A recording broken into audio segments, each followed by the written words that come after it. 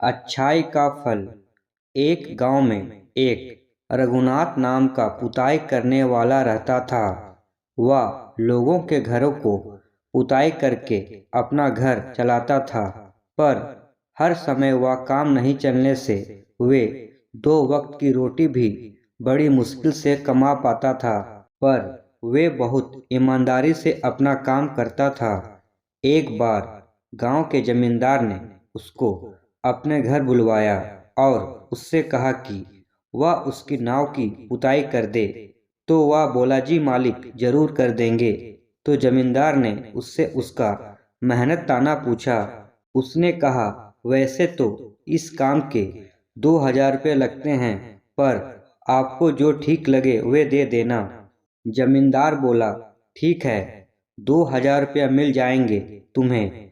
तुम कल आकर अपना काम कर देना। फिर रघुनाथ दूसरे दिन नाव की पुताई करने आ जाता है। तो वह देखता क्या है कि नाव के बीच में दो बहुत बड़ा छेद हो रहा है।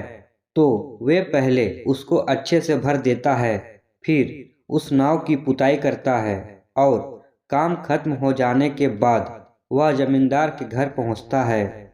वह जमींदार को बोलता है कि उसने नाव की पुताई कर दी है, आप चलकर देख लीजिए। तो जमींदार उसके साथ नाव देखने आता है। उसको देखकर वह बोलता है, क्या बात है रघुनाथ, तुमने तो नाव बहुत अच्छी रंग की है।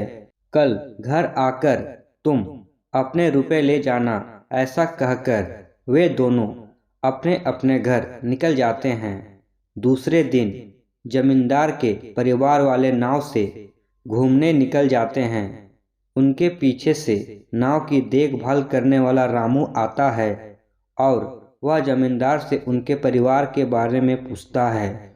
तो जमींदार उसको बताता है कि वह लोग तो नाव से घूमने निकल गए हैं। तो रामू परेशान हो जाता है और जमींदार को बताता है कि नाव में बहुत बड़ा छेद हो गया था।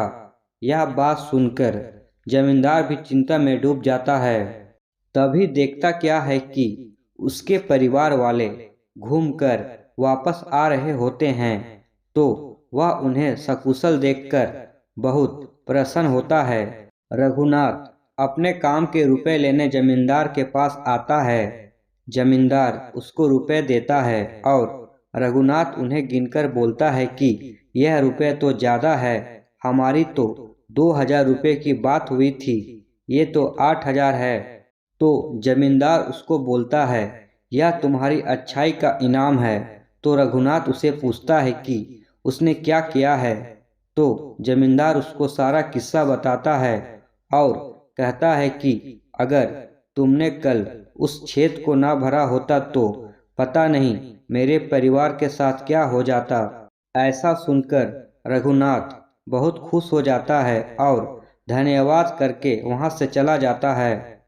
इस कहानी से हमें यह सीख मिलती है कि हमें अपना काम हमेशा ही मेहनत और ईमानदारी से करना चाहिए, उसमें कोई धोखा और फरेब नहीं करना चाहिए। इस तरह के मोटिवेशनल कहानी के लिए हमारे चैनल को सब्सक्राइब करें, लाइक करें, शेयर करें और कमेंट जरूर करें।